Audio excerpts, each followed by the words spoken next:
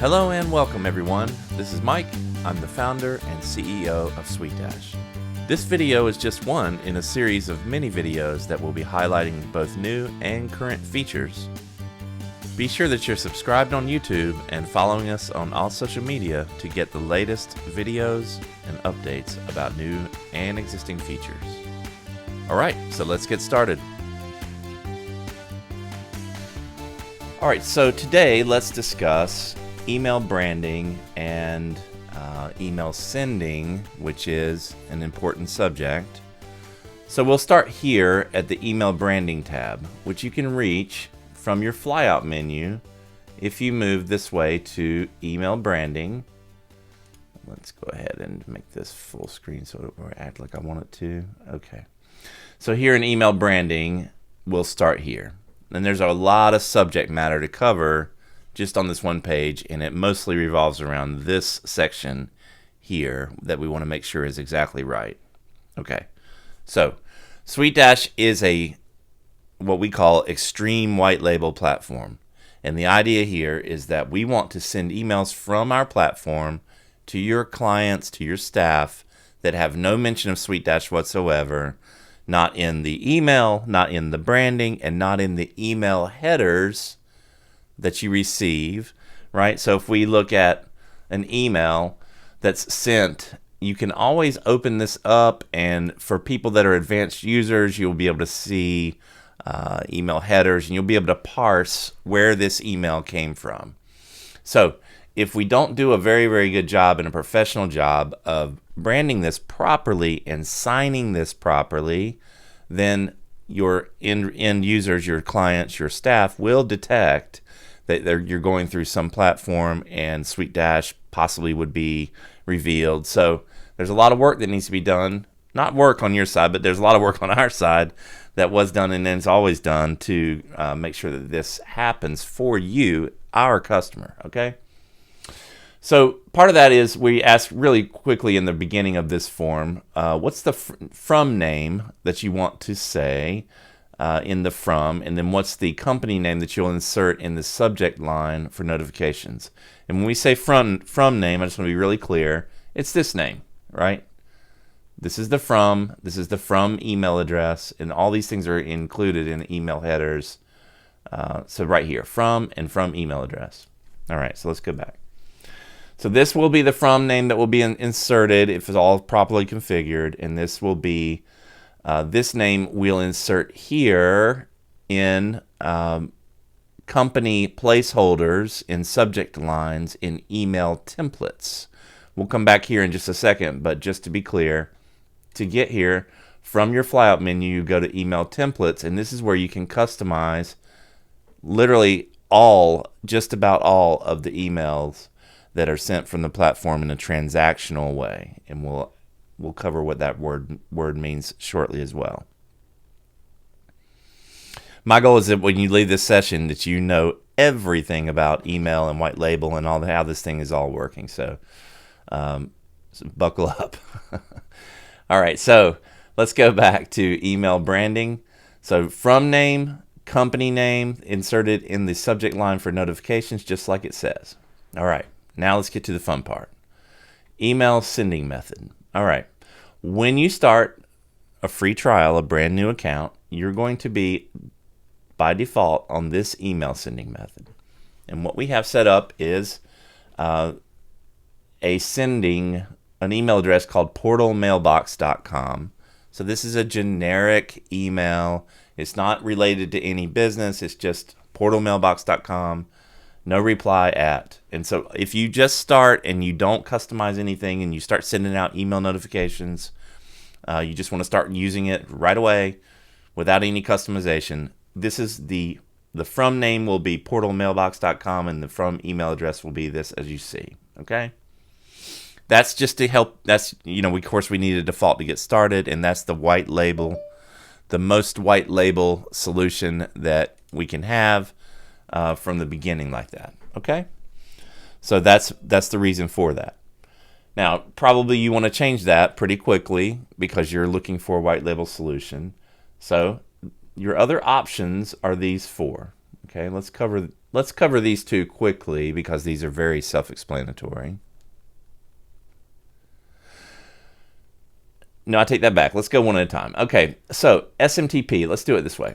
SMTP is a way that no matter where your email address is set up, your email, we'll call it your email box, okay?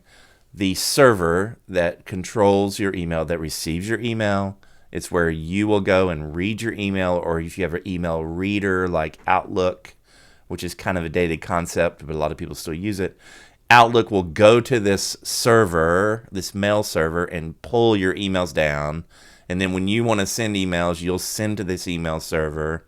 And then from that email server, it actually goes out to where it needs to go. Gmail, something like Gmail or MSN or any of that, that's basically you're logging directly into the mail server. And when you send and receive, you're sitting on top of the mail server. You don't have any additional layers there. So there's something to be understood there. But basically what SMTP does, it allows these values, these settings, give us what we need, we configure, and we essentially use these settings to log into that server and get access to your outbox, to your out pipe is one way to think about it, right? So your sending pipe. So this connects us directly to your email address, your email box, your email server, and connects us directly to your sending pipe that goes out. So that means any transactional emails that get sent, if set up in this way from this place, they're actually going to go out through your email address. We're connecting to that and sending through that. And the way to understand this is we're sending all these through your email address. You'll find all of these emails in your sent box, right, of your actual email. Okay. So you may want to set it up that way. That may be right for you. There are pros and cons there. I'm not sure what it just depends on your business application. But this is a way that you can set up if you have, say, your own email server or any other kind of email that's provided by someone that's not Gmail or Microsoft, where we have a native solution. You can set it up with SMTP and send out that way. Okay. One thing to say is here's a solution. This is a testing solution, SMTP testing solution that we often recommend.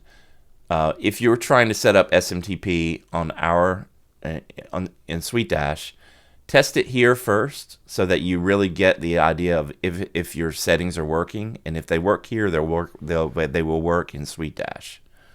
All right, so don't drive yourself crazy trying to test SMTP, and then often people will contact the help team and say it's not working, it's not working, it's not working. But what we do is say, well, is it working here? And then they say, oh, well, it's not working there. Well, that means something's wrong that we can't control, like your password's wrong or some configuration is wrong. Then you'll work on it on your side until you get this one to send. Once this one sends, you can bring it back here and put it into here, and then ours will send, because the issue was on the authentication values of like password or port or something like that. If you have an email address that I'm describing, they will provide you this information, okay? So you'll just need to work with that provider to get this information, test it here until it works, and then bring it into SweetDash, and it will work, okay? All right, so that's SMTP. The next option is domain verified sending. Okay, so this is a little bit different. The best way to explain this is, we are going to, using this method, we are going to send emails on your behalf from our server. Okay, so we're going to send it from our server to your recipients, but on your behalf. However, we can't do that without your permission, because, well, we could, but they would go directly to the spam box, because all the what are called ESPs, email service providers, they have filters, and they're looking, it's called spoofing. So if I try to say, oh yeah, it's me from deepfocuslabs.com and send into your email, and I'm basically trying to spoof or fake or spam that email address and pretend that I am that person, they can detect that, and they put it right in the spam box. Or sometimes it doesn't even make it the spam box. They just straight out delete it because it's so obvious. So the best practice is they say, okay, if you need to send on someone's behalf, that's a legitimate need. That's a legitimate business practice. But you will need to ask your customer to help you, to authenticate you on and give you permission and demonstrate that. And the way that they do that, the way that we need to do that is we generate these records, these DNS records, and then you, on your side, or your webmaster, whoever, will put these into the DNS zone of your domain, which in this case is deepfocuslabs.com. And this verifies us when this connection is made, when we send, right? Those ESPs have an automated process where they check these records. And if these records exist, giving us the permission to send on your behalf, then we get the green light, everybody's happy, and your emails land in the inbox just as if they were sent by you. And you see that this is the method that I have in this account currently active for transactional emails. And if you look here, this is a test email sent from this account, and you can see that is from DeepFocus. It's from this email, this domain, and it's signed by DeepFocus. The encryption is perfect. This is a properly configured, encrypted, signed by, and that happens because these records are verified and in place. Okay. So the advantage of this is that the emails are just going out from our servers. They're being sent, hundreds of them every month, probably for most customers, from us, but they land and they look exactly like they're from you. If your customer replies, they'll come to you. So there's another advantage. They're not going to come to us. They'll come to you because you're going to enter that email address here. So how do we set this up? So this is domain verified sending. So just as I said, you enter your domain, we generate these records for you to put into your DNS. You do that part, and then these things are verified. They're automatically verified and scanned for. And then when you have these two checks, you're ready to go. And you can even test right here. But that's the trick now, isn't it? Right? For most people. This part, the DNS. So let's do about 10 minutes. I'm going to teach you guys all about that you need to know about DNS and how to not be confused by it and how to get these records where they need to go. Now, I don't know that 10 minutes will be enough, but it will be a very good start. All right.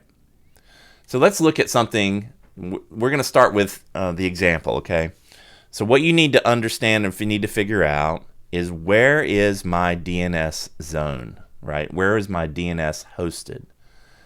Let's look at, I have a little diagram that we put together here that might be somewhat instructional. Let's see if I can get it into play here. There we go. Okay. All right. So DNS works like this. You have a domain registrar. We're going to think about deepfocuslabs.com. That's what we'll just kind of focus on. Domain registrar. An example is like GoDaddy. Hover is really popular these days. Namecheap. This is where you pay every year to quote unquote rent your domain name from the domain authority. Okay. So you're paying $15 a year is basically an average. Some places cheaper, but yes, that's where you register your domain. That's who you're paying every year, or paying in advance or whatever. It doesn't matter. But you will continually pay for this. You're renting it from the domain authority, and that's what the registrar is. Okay, but that doesn't mean that's where your DNS is. Your DNS can be somewhere else, and the way you control where your DNS is hosted is through what are called name servers. Okay, so at this place, domain registrar is where you will set your name servers. Now, let me say that all three of these, domain registrar, name servers, and DNS hosts, all this can be at the same place. And in some cases it is, and it will be, but they not always. They don't have to be. So you need to kind of unpack and dig into this and figure out exactly where things are hosted, and I'll help you understand that. But this is the construction. Domain registrar, you can set your name servers there, and wherever your name servers are pointed, that's where your DNS is hosted, and this is the place you need to be logged in and making the changes to your DNS that we recommend and show you. And examples of this would be, same thing, GoDaddy. So it can be GoDaddy, your domain registrar. You could have your DNS host there. That's very common. But if you had your webmaster ask you to change your name servers for whatever reason, then maybe your DNS is somewhere else. All right. And this is an example of name servers. These are the GoDaddy standard name servers structure. This is Amazon's Route 53 structure. Here's Bluehost. I didn't change this. This is Bluehost. Bluehost, yep. And then examples of DNS hosting. It could be anything, right? Amazon has their own DNS host product. Network. Every DNS or domain registrar has the ability to host your DNS. And then when you have in your DNS zone, it's called, you have things like an A record. This determines where your website will be resolved, right?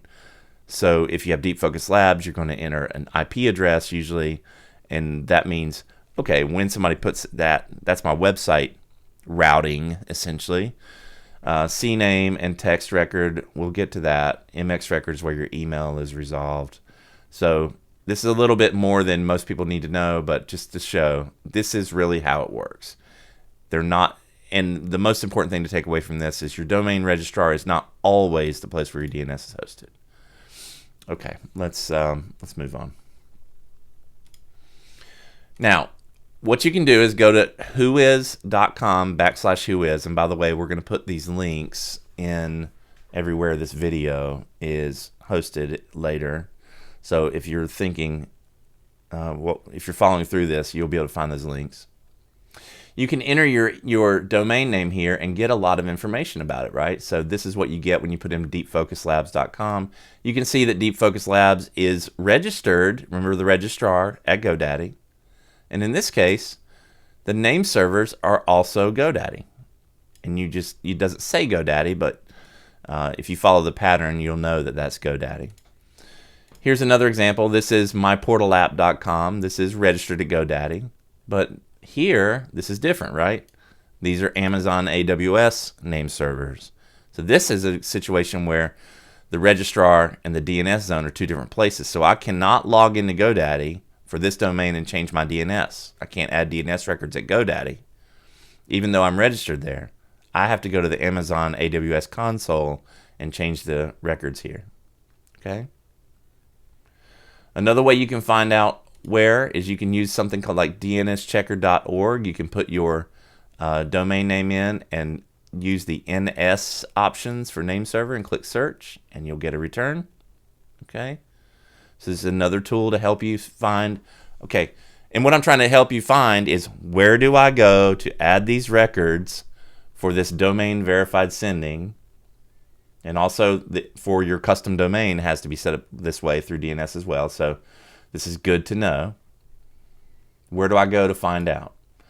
So now we've talked about how you find out where your DNS zone is hosted, and where do I go to make these changes. Okay, good. So now I know I need to go, in this case, to GoDaddy, in this case, to Amazon, in this case, to GoDaddy, right?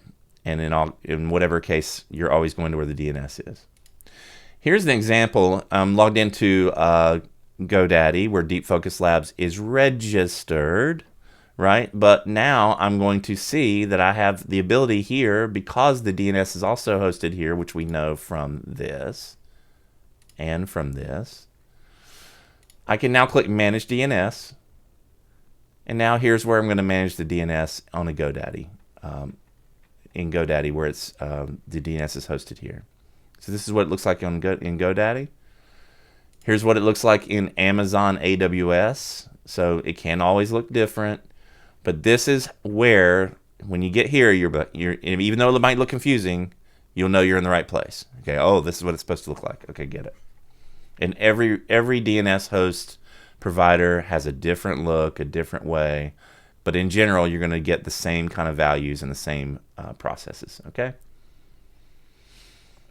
All right, so let's go back. So there's a text record, there's a CNAME record, and essentially you can click to copy these, and you have see where it's host, type, and value.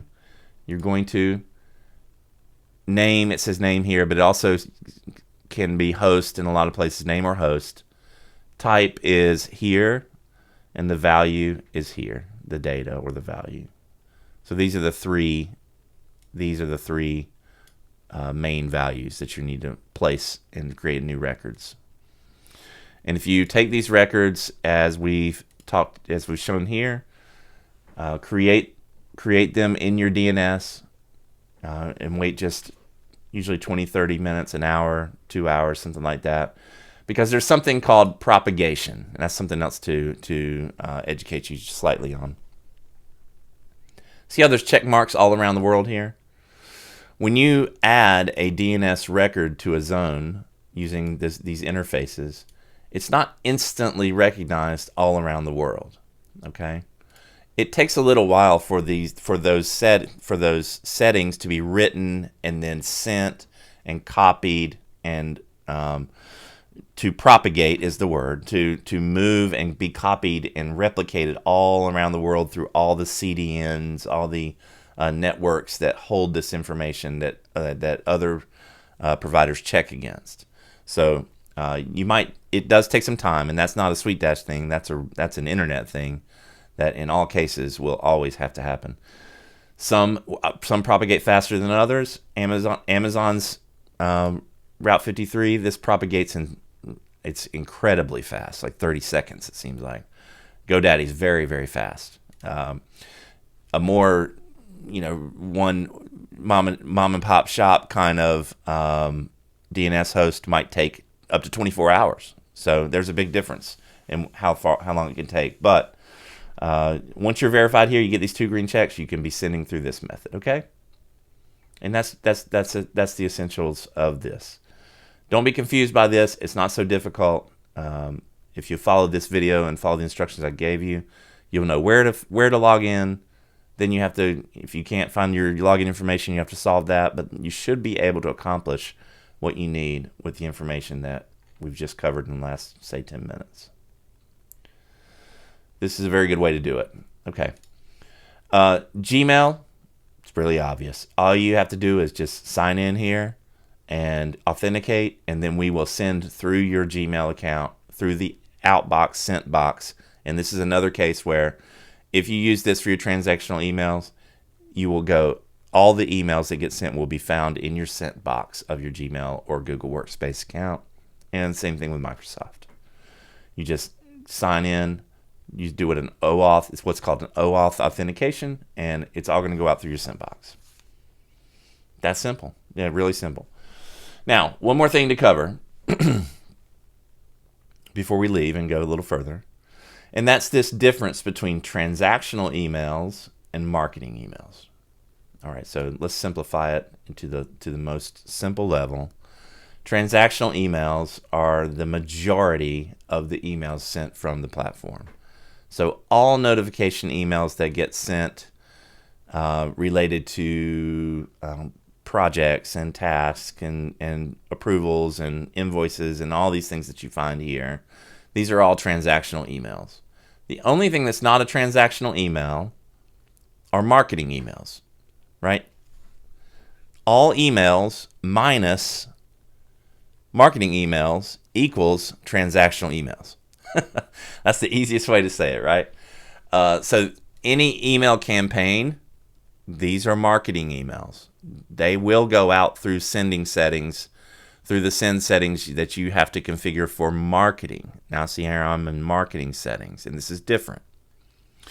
In addition, all drip campaigns that go out that are associated with audiences, those all go out through these settings for marketing.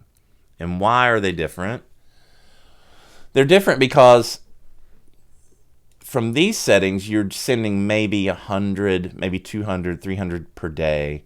You might want to send out through your work email, through your SMTP or your Gmail or your Microsoft, something like that.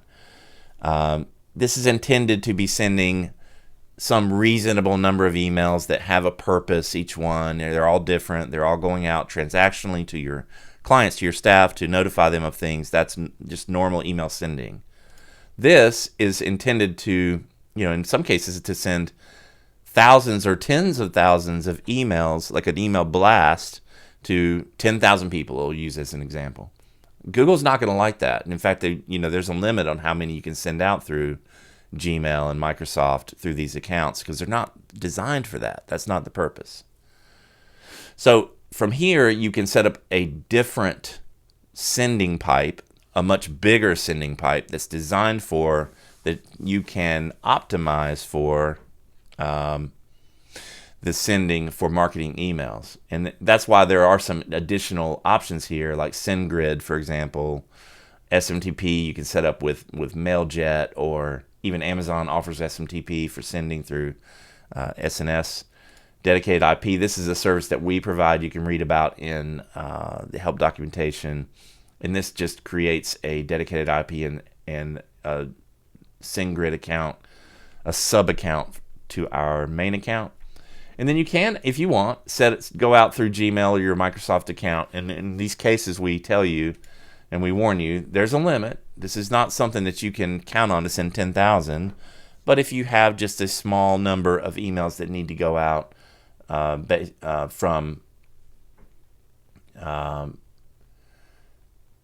one sec, guys. Let me solve. Someone's saying they're trying to get in through. Yeah, 1 second. I forgot to start the session from another angle here. And we'll continue. Apologize.